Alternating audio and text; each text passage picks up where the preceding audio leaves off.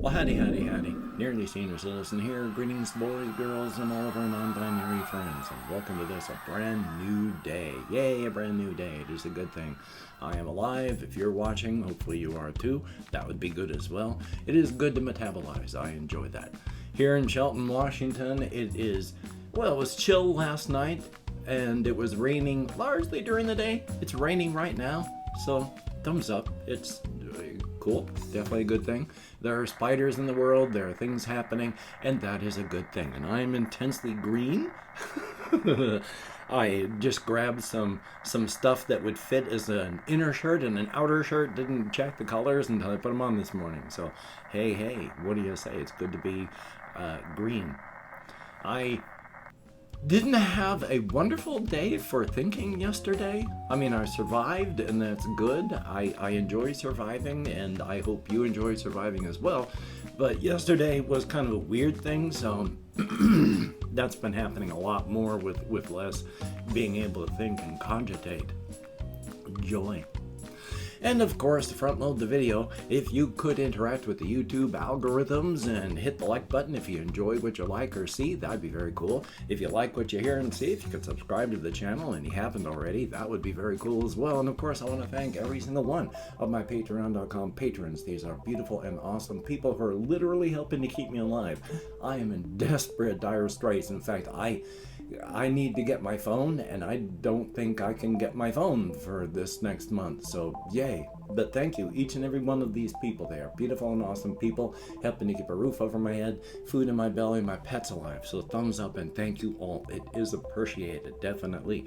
Links to my Patreon somewhere in the text description if you want to check it out and become one. Definitely a thumbs up on that. But yesterday, oh boy, I fell asleep for a fair amount of time during right around noonish, so that was joy. And I got editing done. I did a bunch of recording of videos, and that was good. And I once again did the really stupid rookie mistake of I forgot to turn off my external speakers after I plugged in my headphones. So I've got to go through on each of my reactions, like the one I did yesterday, and I have to carefully make sure everything's matched up perfectly, just like I should anyway, but then I have to take out all of my speech volume area, except where I'm not talking, so that the muddled sound of coming out through the speakers doesn't ruin everything, so yay. But that's a technical thing. It happened. But when I was finally done and got everything posted, it was like almost 7 o'clock at night. So when I went out walkies, it was late. I got back late. I mean, I'm not too worried about a bunch of stuff, and I do not know if it is just a consequence of the meds that I'm taking, finding out that I'm the kind of person that doesn't push, mostly because I have never figured out how to through my life. I've never been able to have work habits or study habits or any kind of productive habits like that because of my ADHD. So now with, a path cleared out in front of me, I don't have any habits to help take me forward. So it's been rough. But I'm also kind of worried. I'm getting older. I've got health things. I've got problems that I need to get checked out. One of them, at least, I'm getting a colonoscopy done in the middle of November, and that's good because I really don't want to die of colon cancer. So, yay. But I've got other issues need to be taken care of, and if there are some things that have gone wrong that are very bad that I don't know, one of the things that happens as you get ill is your thinking gets rougher and not as good. And I've been having trouble thinking these past couple of weeks.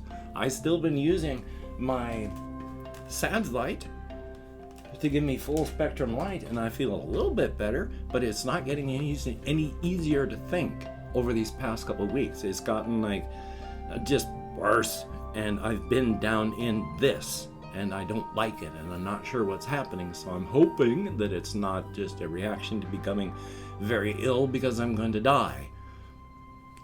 Could happen to all of us. I mean, a lot of people don't find out that they've got something horrific going on inside of their bodies until it's way too late. Our bodies are like any other bodies out there in the world. And that is, they take a lot of damage before they suddenly just stop working.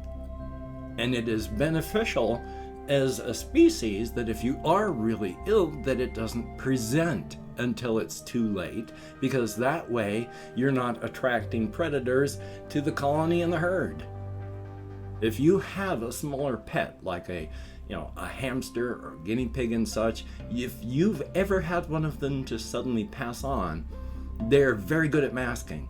You don't even know they're sick until suddenly it's too late. And the human body, as stated, is like that, because your kidneys, before they show any outside distress to the world, will be almost destroyed. So when you find out that your kidneys are failing, they're right on the very edge of total failure and chaos, because your body is just, it doesn't let you know. It just keeps doing things until suddenly it can't. So there could be something growing inside of any of us. After all, if we lived long enough, we would all die of some kind of cancer. We have that much of a mess inside of our DNA. So I'm hoping there's nothing terrible going on inside of my body. I'm hoping it's not because, my extra muddled thinking is because of that. That would be good to not die horribly yet. I mean, we're all gonna die. So it's just, I want to try and grab as much and squeeze out of life that is left. So hey, thumbs up on that. But I don't want to be depressing and awful, so instead we're going to talk about something else. I have been fixated, I realize, on my, well, just about any setting, especially if it's a new setting for creative writing. I really just sink my teeth into it and then just dig and chew. And ever since I had the whole inside-outside thing suddenly pop into my head, I've been really fixating on that. I haven't forgotten my other stuff. I still, as I go out on walkies, I've mentioned Sid, who's, the human exterior of a powerful being, and I'm still working on that. And then there's Scarbat, Nelchenka, and all that in their setting, in their world, and I'm always working on that. But it's just right now, this one really stuck in my head, and it's doing good.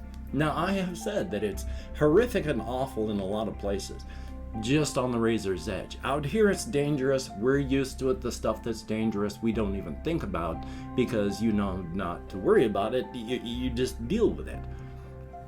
On the inside, it is also dangerous, but you deal with it. It's life. You know what's dangerous, you know what's not. You subconsciously avoid the things that you know through life that you've been taught are bad. You just avoid them. And so you live and survive. It's harder on the razor's edge because it's right in the middle with the ebb and flow between the two types of worlds.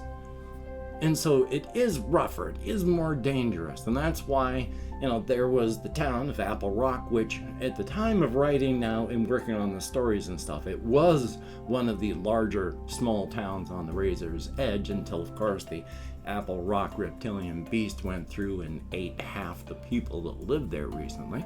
And so that's part of the story that I'm working on. But it's not all horrific and terrible.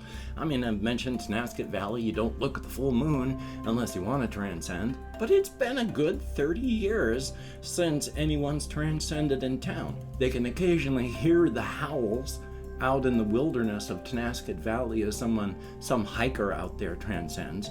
But it's far off. So they haven't had a huge issue with people transcending in town. Yeah, so it's dangerous. But even though there's this big TikTok thing going on where people are challenging the Tenasket Valley younger people to look at the moon and dance, it's been okay.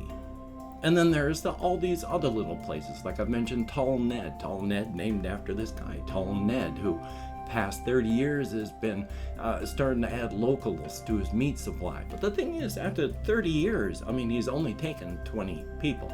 And of those 20, 2/3 of them have been from out of town. So that's only like one person every 2 years, a year and a half, and most of them haven't even been people that you just find remains and such like that.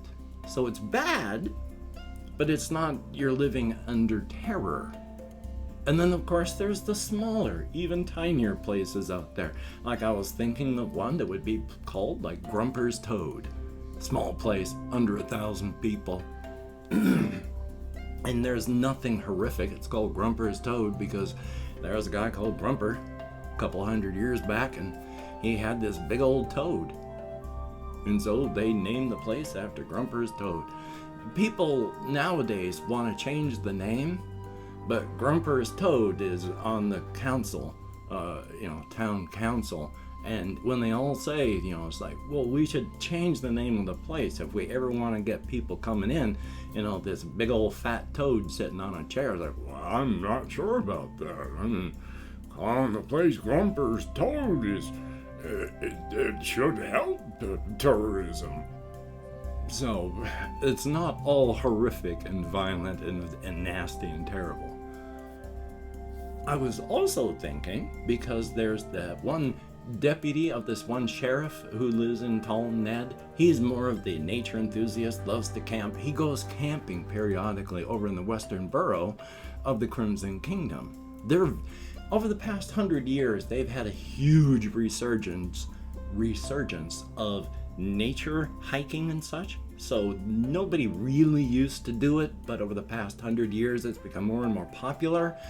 Thing is, of course, there's predators everywhere, and in the western borough, the entire Crimson Kingdom is big enough that there are a lot of non-human humanoid species that live there. Some of them are part of the kingdom because they're sentient enough to follow rules and laws, and they enjoy civilization. Some are just savage, and some are little more than animals. There's one semi-humanoid predator that preys on other humanoid animals. And of humanoid animals, humans, of which there are variations thereof, mostly in the inside, are right there in the middle of, boy, they taste good, and boy, we have no real defenses. So human beings are right there in the middle of good to eat territory. And people still go camping. And in fact, they don't take these critters out because, that's taking care of things is important. And there is a large conservation movement. So that species that goes and eats other humanoid things, that's a protected species. People still go camping out there. Yes, you'll have the occasional family that gets torn apart and eaten, but largely just because camping. I mean, sure, people are largely defenseless. Sure, people are tasty, but people also, we use tools and we learn. And the occasional family might get taken out, but you got a gun or a knife, you're gonna be okay. And so people go camping in the middle of that. Because, hey, out here in this world, people go camping. You gotta make sure that you keep your stuff up so a bear doesn't get into it. You gotta make sure that the mountain lions don't come around. Yeah, there's stuff out here that'll kill and eat you too. And every year, there's people that die out doing that stuff. But people go out and do it. So people are people. Definitely a thumbs up on that. So yeah, I've been doing a lot of thinking on that. One of the things I'm not sure of is I wanted to show in one of these things just how much of a sadistic bastard the Apple Rock creature is. Because it is. It is horrific. It rampages because it's bored or hungry or both. And when it rampages just because it's bored, I mean, it's nasty, it's horrific, it's vile. Sure, there's some times where it lets people live, like I was talking about the one family, 2 people standing on their roof watching this thing come to, and it just stands in front of them, breathes, and then walks away. It's done with its rampage. They survived. I've been thinking of this other one story where there's a fellow who, of everybody with his family, they were running away because, hey, it's fine to live in town, because as long as this thing eats other people, not you, other people. And so he and his family and others are running, and they're caught in this big plaza, and it eats just about everybody. And in fact, he's the last one that's on the ground, and it just eats his family right there and crushes them in its jaws and blood splashing on his face. And after his entire family's gone, after locking eyes with him, it just walks away and lets him live. It's not a nice thing. But as long as it eats other people, and it is good for the economy, keep rebuilding. And I've opened up 24 hours worth of comments in my community tab, and I'm going to go through and thank 20 to 25 people. I haven't had 25 people leave me comments in a long time. Anything over 0 is wonderful, though. So however many people there are, thank you so much. I'm going to thank you by name. If I mispronounce a username, no disrespect is intended. I am an American English speaker, and even though I count American Sign Language on the fingers of this hand, with my depression, fibro, and more, I am sometimes like I can remember what my name is. Getting better all the time, but still. We have Mike Fink, who does not watch the beginning of reaction videos. There is Nostalgic Teens, thumbs up and thank you. Maggie Oberholzer, thumbs up and thank you. We have Doomfan93, greatly appreciated. I see a tiny bug floating out in the corner of my eye. My window is open. And then there is Gabriel Idris, thumbs up and thank you. RGIQ, thumbs up. We have Victoria Kluk. I sure hope I'm close, thank you. There's Klaus Fabio Salazar Vidalon. I am nowhere close, but thank you very, very much. There is Lexi, greatly appreciated. And Aiden Lawls, thumbs up and thank you. Denial, I'm surviving. And yeah, I finally figured it out.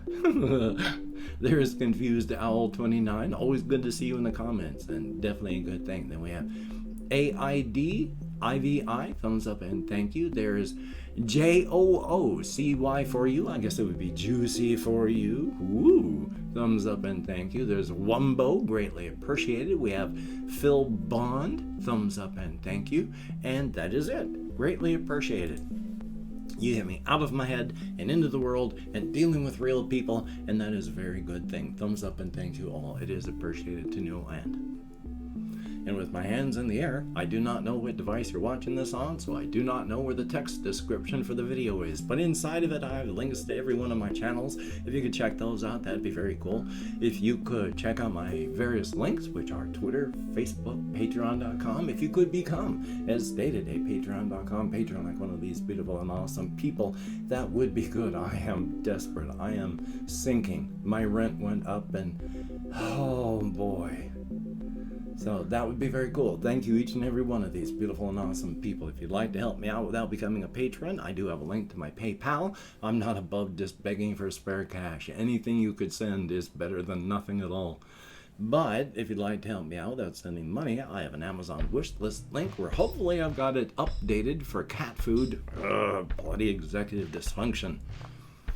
But do not feel obligated. I do not feel entitled. And if you cannot, or you simply do not donate, I take all good wishes and I deposit them in the bank of my heart where I draw interest. So thank you very much.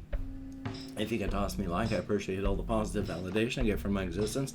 Another thumbs up, and of course, if you did hit the notification bell on the subscription button, that would be very cool. Thank you very much. A definite good thing. Well, hokey smokes. I got therapy today, so it's going to be a heck of a day. I need to record something, possibly, so we shall see what happens there. And remember, no matter what, seek creativity. Try to be as creative as possible. You do not need to monetize your passions, but having a passion is a good idea. And of course, seek positivity. I was a negative person for many, many years throughout my life, and it only hurts you and the others around you. And of course, seek balance in all things. Moderation is good. Moderation in all things, even moderation. Thumbs up on that. So, hokey smokes. With the Covfefe bug still raging, please, if you have to go out among others, wear a mask. Maintain your social distancing, wash your hands often, try not to touch your face. Get vaxxed if you haven't, get a booster if you can. We gotta get through this. We have had way too many people throughout the world just not survive this. So please be smart, be safe. So, until we meet again, you take care. Have a great day today. I will see you on the flip side, and that, quite frankly, is a very good thing.